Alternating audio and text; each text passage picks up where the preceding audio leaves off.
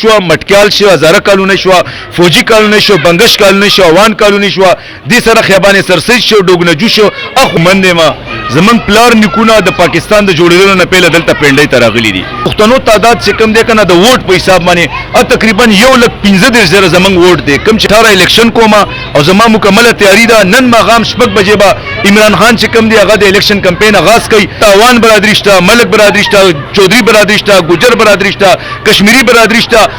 وبونه غیر وخت نشي تیرولې. قاضي دو سمد د سیاست نه بغیر وخت نشي تیرولې. السلام علیکم ناظرین، تاسو ګورئ WU پښتو چینل او زه تاسو هوست واجد الله. څرنګه چې تاسو لیدلې چې د عمران خان صاحب د گاډي نه کم کسان ګرځېدلې او پای کې یو عزیز خان و چې کوم پر راولپنډۍ کې موجود دی. د هغې ځای ته زه راغلی ما خو دلته د خوشحالۍ یو خبره دا ده چې عزیز خان قاضي دوست محمد خان صاحب چې کومه PP 18 نوس امیدوار دی د PTI د طرف نه، د دوی نه به تاسو کو چې د دوی تعلق د کم ځای سره دی. بیا په پنجاب کې دوی څنګه الیکشن لړاوي، ځکه چې خیبر پښتونخوا کې پښتانه چې څومره دي زیات تر په خیبر پښتونخوا کې خو د پښتنو لپاره دا ډېر زیات د خوشحالۍ خبر ده چې په راولپنډۍ کې او هغه بیا یو پښتون رور د دې نه الیکشن کنټیکس کوي. د دوی نه به تاسو کو چې دوی د تعلق د کم ځای سره دی، د سونه وخت نه دی په راولپنډۍ کې اوسېږي،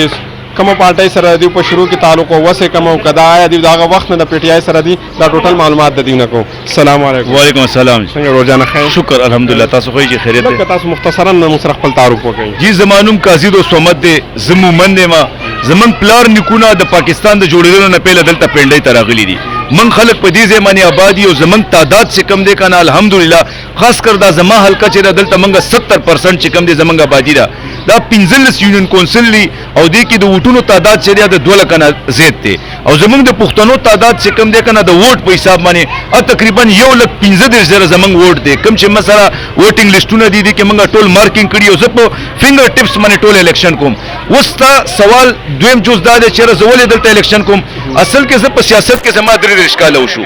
او په دې پنډۍ کې منګه ټول عمر خلکو په سيناري والدي زنده‌باد او مرده‌باد هم کړي دي. منګه د خپل د قوم او زمونږ درونو او زمونږ د مشرانو کشرانو د مسایل لپاره دې خلکو په سیمټری منډي وکي. اوس د وخت ضرورت دی چې زمونږ یو خپل نماینده وي چې هغه زمونږ اوازي، هغه زمونږ پہچاني او هغه زمونږ د قوم او زمونږ د پښتنو مسایل حل کړي.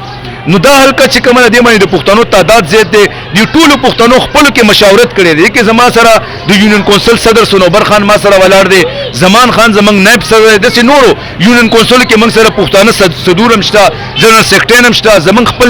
ناظمان دي، زمنګ خپل کونسلران دي. الحمدلله الیکشن ګټلې دي. د دې ټولو متفقه مشاورت دی چې په دې حلقه باندې زمنګ یو پښتون نماینده ډیر ضروری دی، ځکه چې د پښتنو ترجمانی وکړي، د پښتنو مسایل حل کړي، ځکه چې زمنګ په مسایل باندې موږ په خپل ډیر خپويږو. نو زه د عمران خان د جنډې د لاندې او د تحریک انصاف د پلیټ فارم نه د PP 18 الیکشن کومه او زما مکمله تیاری ده. نن ماغام شپږ بجې به عمران خان چې کم دی هغه د الیکشن کمپین آغاز کوي. زما د الیکشن کمپین آغاز یو نیم کال پهله نه شروع شوی دی، خو نن به زه باقاعده آغاز کومه. زه به کور په کور، بیٹک په بیٹک او دیره په دیره باندې هر یو سړی ته ځان رسوم. هغه که د کمې برادرۍ نه زمونږ دلته اوان برادری شته، ملک برادری شته، چودھری برادری شته، ګجر برادری شته، کشمیری برادری شته. هر برادری زمونږ دلته موجوده ده. د ټولو سره زما ډېر ښه تعلق دی. دوی په ما باندې ډېر غټ اعتماد دی. د دوی په غمۍ خوشحالۍ کې دوی تاڼه کچرۍ هر کار ته زه د کلونو نه ولاړ یم. زما 3 کاله وشو د ورکوټي والي نه زه په سیاست کې زما قربانۍ نه زما وخت ټول د خلکو لپاره دی او زه متفقه امیدوار یم ان شاء الله عمران خان مله ټیکټ راکړي. د دې حلقې نه زه الیکشن کوم او ان شاء الله زه ایڈوانس تاسو ته دایم ان شاء الله 30 تاریخ لا 30 اپریل لا ان شاء الله الیکشن دی. زه به تاسو ته ان شاء الله د الیکشن کمپین کوم. زما ټول پښتانونو نو د ټول ته پتر زه څنګه الیکشن کمپین کوم. زه یو جنونی سره،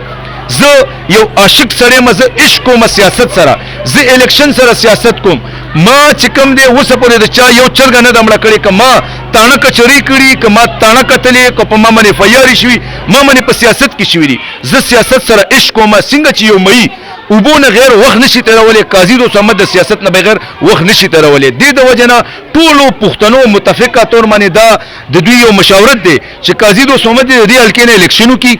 چې په دې ځمانه زمونږ یو خپل نماینده راشي. ځکه زه د دوی د درد نه خبرم. زه خپل درد د خپل ورونو مشرانو کشرانو زما چې څومره دي د درد نه زه واقف یم. ما ټول عمر د سیاست دی خلکو د پاره کړي تعلیم میدان شو د صحت میدان شو د دوی د حالات زندگی بهترو پروګرام شو یا کم عام مسائل چې د کې بجلی وابډا ګیس دا شي نه دي د لپاره ما منډه تړې والی دي خو اوس زه عملی تور باندې زه دا غواړم چې په پنجاب اسمبلی کې د دې خلکو आवाज جوړ شمه په پنجاب کې چې کم قانون سازی کیږي د قانون سازی کې الحمدلله زه تعلیم یافته سړی یم زه په قانون سازی باندې پوهیږم زه قانون سازی وکم